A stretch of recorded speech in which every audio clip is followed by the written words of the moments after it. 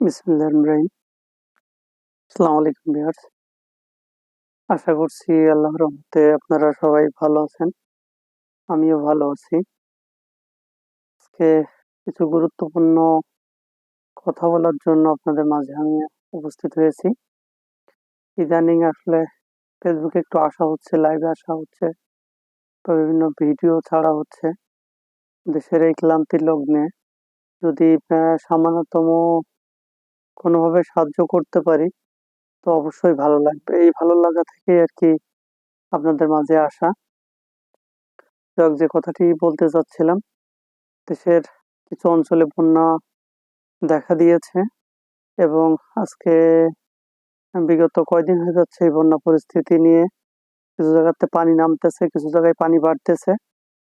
এর মাঝে দেশের বিভিন্ন অঞ্চল থেকে দুর্গত এলাকায় প্রচুর পরিমাণে ত্রাণ সামগ্রী যাচ্ছে।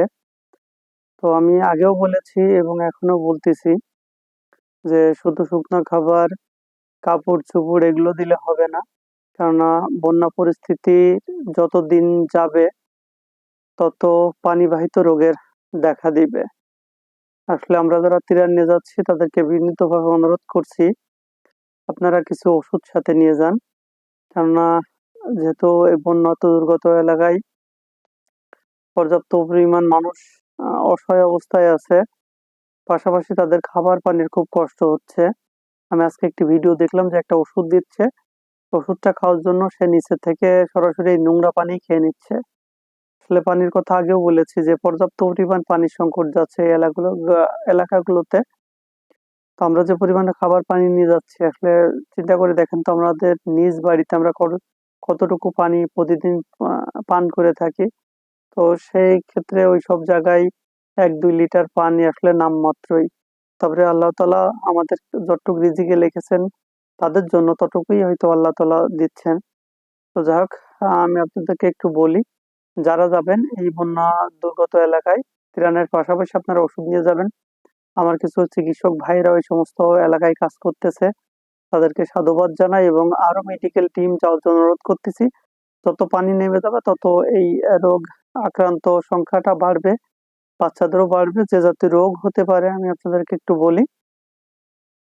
এখন ভয়াবহ রূপ ধারণ করতে পারে ডায়রিয়া, কেননা পানি তো নোংরা পানি খাচ্ছি, এই কারণে হতে পারে। তারপরে বাচ্চাদের জ্বর, ঠান্ডা, কাশি, বড়দের জ্বর, ঠান্ডা, কাশি, যেহেতু ভিজা এবং স্যাঁতসেঁতে অবস্থায় থাকা পড়ছে। এর বাইরেও যেরকম চুলকানি হতে পারে গায়ে, তারপরে বিভিন্ন ধরনের স্কিন ডিজিজ এইগুলো হতে পারে। তো এই সমস্ত রোগের জন্য আমরা আপাতত আমি কিছু ওষুধের কথা বলতেছি, আপনাদের সাথে শেয়ার করতেছি। এর বাইরেও অনেক ওষুধ থাকবে হয়তোবা। তো আপনাদেরকে প্রথমে একটু গুরুত্ব দিয়ে বলি, যেহেতু ডায়রিয়া হওয়ার সম্ভাবনা আছে, সেক্ষেত্রে আপনার মেট্রোনিডাজল অথবা বাজারে যেটা পাওয়া যায় অ্যামোডিস আছে, মেট্রিল আছে, ফ্লামিড আছে, ফ্লাজিল আছে, এই জাতীয় ওষুধগুলো আপনারা নিয়ে যেতে পারেন। পাশাপাশি খাবার স্যালাইন নিয়ে যাবেন পর্যাপ্ত পরিমাণ।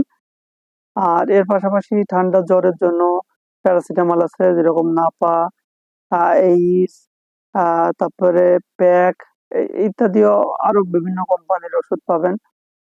গ্যাসের ওষুধ হিসাবে সর্বনিম্ন দামের একটা ওষুধ আছে জোরেল, অ্যান্টাসিড প্লাস আছে, লোসেকটিল আছে, সার্জেল আছে, সেকলো আছে, রেভিপ্রাজল আছে। এরকম অনেক গ্যাসের ওষুধ আছে, অনেক ধরনের গ্যাসের ওষুধগুলো নিয়ে যেতে পারেন। এবং জ্বরের তীব্রতার কারণে আপনারা কিছু অ্যান্টিবায়োটিকও সরবরাহ করতে পারেন চিকিৎসকের পরামর্শ অনুযায়ী।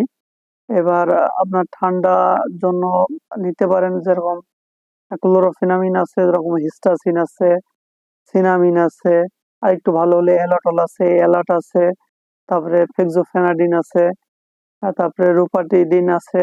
এই সমস্ত ওষুধগুলো আপনারা ঠান্ডা প্লাস চুলকানি এই সমস্ত কাজের জন্য নিয়ে যেতে পারেন।